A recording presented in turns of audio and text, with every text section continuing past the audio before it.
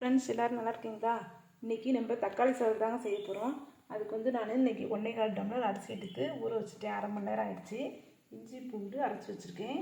வெங்காயம் 3, தக்காளி 1, பச்சை மிளகாய் 2, கருவேப்பிலை மல்லித்தழை எடுத்து வச்சாச்சு. பிரிஞ்சி இலை, சோம்பு, பட்டை கிராம்பெலாம் எடுத்து வச்சாச்சு. இப்போ கடாயில் எண்ணெய் 5 ஸ்பூன் ஊற்றியாச்சு. எண்ணெய் சூடு ஏறிடுச்சு. இப்போ கடுகை போட்டுக்கலாம். கடுகு புரிஞ்சதும் நம்ம எடுத்து வச்சுருக்க சோம்பு, பட்டை கிராம்பு இதை சேர்த்துருவோம். அதுக்கப்புறமா வெங்காயத்தையும் இதை சேர்த்துடலாம். பச்சை மிளகாய், மல்லித்தழை, கருவேப்பிலை.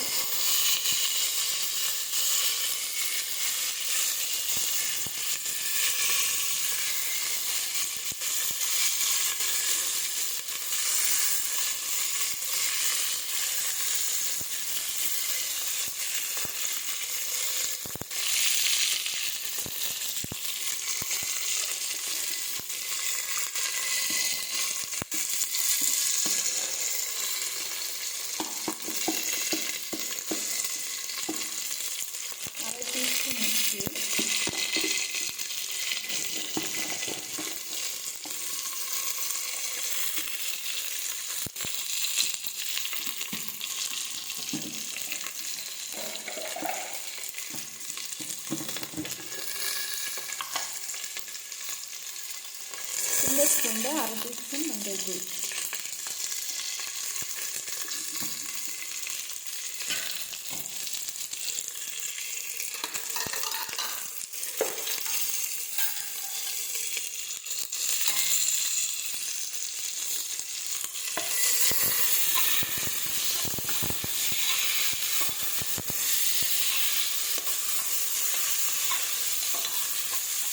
வெங்காயம் வதங்கி வச்சு இஞ்சி பூண்டு பேஸ்ட்டை இது கூட சேர்த்துடலாம்.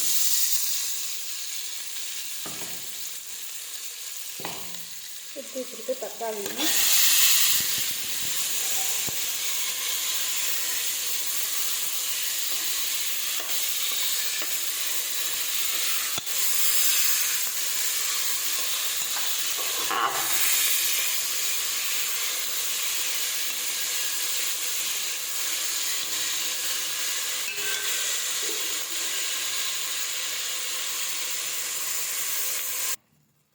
புதினா இலையும் அது கூட சேர்த்தாச்சு.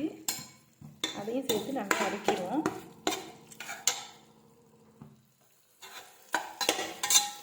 தக்காளி பார்த்திங்கன்னா நல்லா வதங்கிடுச்சு.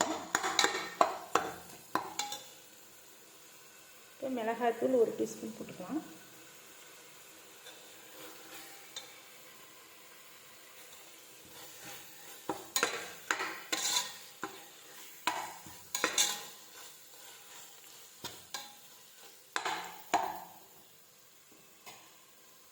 நான் 1.25 டம்ளர், இந்த டம்ளரில் 1.25 டம்ளர் அரிசி போட்டேன். அரை மணி நேரம் ஊறிடுச்சு.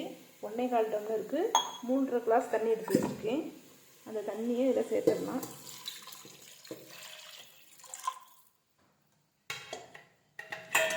இப்போ அடுத்து எடுத்து வச்சுருக்க அரிசியும் இது கூட போட்டுடலாம்.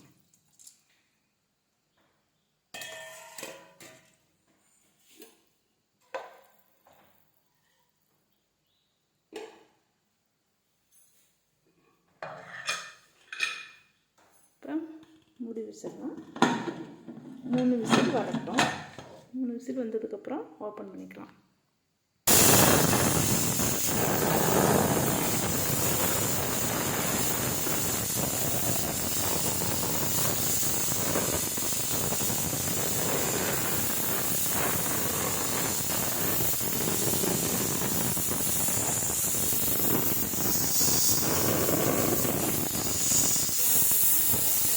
பார்க்கலாம்.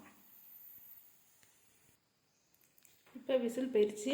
ஓப்பன் பண்ணி பார்க்கலாம்.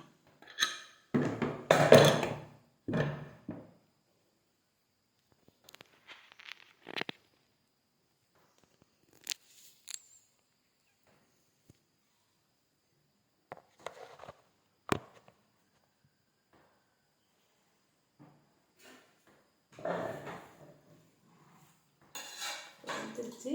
நல்லா தடவி விட்டுக்குவோம்.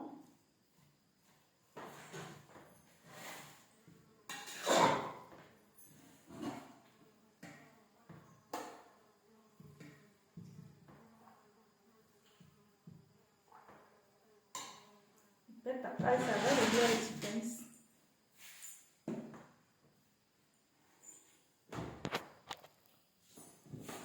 இப்போ தக்காளி சாதம் ரெடி ஆயிடுச்சு. வாங்க சாப்பிடலாம்.